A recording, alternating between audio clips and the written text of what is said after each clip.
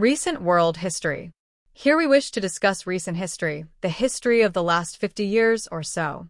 The people in the present generation have lived most of their lives under the influence of an intense created illusion and have been shaped and molded by pressures and forces that are simply not real. The World Wars.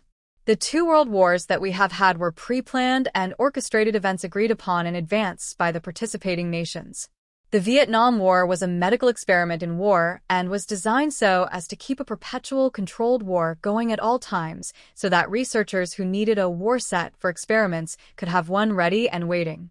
In the case of the Japanese attack upon the United States, there was lots of advance warning of this, and the politicians deliberately let it happen because they wanted war. There is also reports that the United States met secretly with Japan and asked them to attack. Other reports suggest that it was worse than that, and Americans disguised as Japanese attacked themselves in a plan to influence public opinion. The main types of professionals sought after by intelligence agencies are theatrical people, the same kind of people you would assemble to make a movie. This is so they can orchestrate key events, like wars and other dramatic situations, which will then be magnified by the controlled press and have the effect of moving the masses in the desired directions. The Communist Conspiracy. The Communist Conspiracy never existed.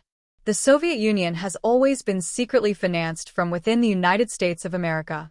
We created Russia and its revolutions. We created the communist threat. We financed it. There was never any chance of the Soviet Union attacking the United States. There was never any threat of global nuclear war. It never existed.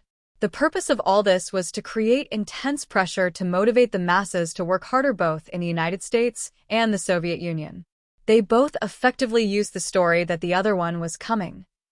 It was never true, and at the highest and most secret levels of the United States and the Soviet Union there was a common directorate. That is, the United States and the Soviet Union were essentially the same country. The world government. There has been for some time a shared database and a shared private club of rulership among all of the industrialized nations in the world. At the top secret level, these governments all come together and have common leadership.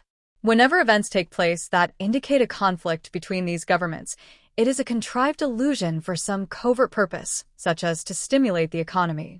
The third world is in a different category. It has not yet joined the club.